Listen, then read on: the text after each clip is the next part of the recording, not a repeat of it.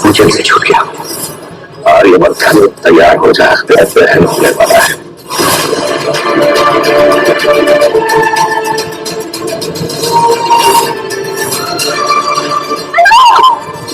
Serial तुमसे तुम तक में आ चुका है धमाकेदार ट्विस्ट, जहां एक तरफ अनु ने डिसाइड कर लिया है कि वो अपने आर्यवर्धन को बचा के रहेगी, तो वहीं दूसरी तरफ अब आर्य का अतीत उसके सामने आने वाला है। जी हाँ, 20 साल पूरे हो चुके हैं उसे जेल में। जैसे ही ये बात अब झंडे को पता चलती है, उसके पैरों तले जमीन खिसक जाती है।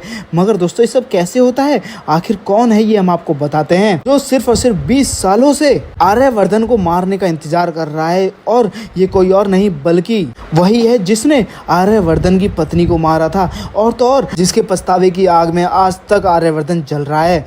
मगर ये सब कैसे होता है, जहां एक तरफ दोस्तों अब मीरा ने जानबूझ के अन्नू को फोन करके फरीदाबाद वाली ब्रांच में भेज दिया होता है, ताकि अन्नू लंदन जाने से पहले आर्य से मिल ही ना पाए। तो वहीं अब नील के साथ जा रही होती है अन्नू, तो वहीं दूसरी तरफ अब जहां आर्य वो तो हर्षवर्धन को लेकर आता है और पूरा काम धाम हर्ष को सौंप देता है। जहां पर अब झंडे और मीरा एक दूसरे से बात कर रहे होते हैं कि कैसे करेंगे हर्ष सर काम, वैसे ही जैसे पहले किया था। तो वहीं अब हर्ष भी बोलता है कि भैया मैं सब कुछ संभाल लूंगा और स्पेशली माँ को भी संभाल लूंगा, आप चिंता मत करो। तो वहीं दूसरी तरफ अब आर्यवर्धन और झंडे का दुश्मन 20 सालों से अपनी सजा काट रहा होता है। ये कोई और नहीं बल्कि वही है जिसने आर्यवर्धन की पत्नी को मारा था, जिसकी वजह से आर्यवर्धन आज तक अपने प्यार को कभी एक्सेप्ट नहीं कर पाता था। और तो और वो कभी अन्नू को इसीलिए एक्सेप्ट नहीं कर पाता क्योंकि वो तो अपनी पहली पत्नी से ही प्यार करता था। तो वहीं दूसरी तरफ अब आर्य फोन करके अन्नू से बोलता है कि तुम मुझसे मिलने भी नहीं आई, मैं लंदन जाने वाला हूँ, तुम्हें पता नहीं है क्या। तो वहीं अब अन्नू बोलती है तो इसका मतलब मैं आपसे मिलने आती हूँ,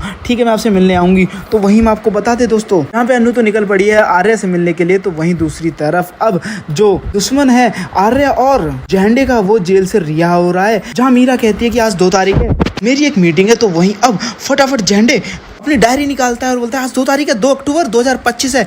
तो वहीं वो सारी डेट लिखा होता है कि 20 साल आज पूरे हो चुके हैं उस आदमी को जिसने आर्य और झंडे की ज़िंदगी बर्बाद करने की कोशिश की थी, और तो और आर्य की पत्नी को भी मार दिया था।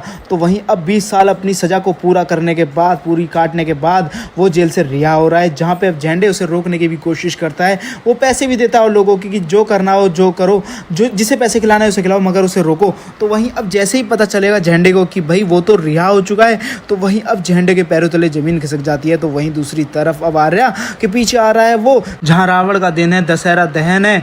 तो वहीं अब झंडे तो सोच रहा है कि अगर आर्या लंदन चला जाएगा तो सेफ रहेगा, मगर ये बात तो पहले से ही पता चल चुकी है उसे। तो वहीं वो उसने अपनी फील्डिंग लंदन में ही सेट कर दी है। तो वहीं दोस्तों आपको देखने को मिलने वाला है कि भाई आज तक आर्या और झंडे की फोटो जलंधर के पर्स में है। तो वहीं उसने जेल में आज तक जितने पैसे कमाए हैं उससे वो आर्या का कफन खरीदने की बात करता है। वेल दोस्तों, अब जब माता रानी के सामने हाथ जोड़कर खड़ी है अनु कि भाई वो किसी भी तरीके से सुरक्षा सूत्र आर्या के हाथ में बांध देगी, तो वहीं उसे तो पता भी नहीं कि उसकी चुन्नी में आग लग चुकी है। जहाँ पे अब पुष्पा चिल्ला रही होती है अनु अनु, तो वहीं अब अनु को तो ध्यान ही नहीं, अनु को घबराहट हो रही है कि आर्य सर के ऊपर कोई मुसीबत आने वाली है, मगर वो बचाए तो बचाए कैसे। आपको क्या लगता है, क्या अनु बचा लेगी अपने आर्य सर को? और साथ ही आप लोग कितने एक्साइटेड आने वाले एपिसोड के लिए हमें कमेंट करके बताएं। और आपको क्या लगता है कि सच में ये जलंधर है वो कोई और नहीं बल्कि वही कातिल है जिसने आर्य को उसकी पत्नी से दूर किया था, उसके प्यार से दूर किया था? हमें कमेंट करके जो बताएं।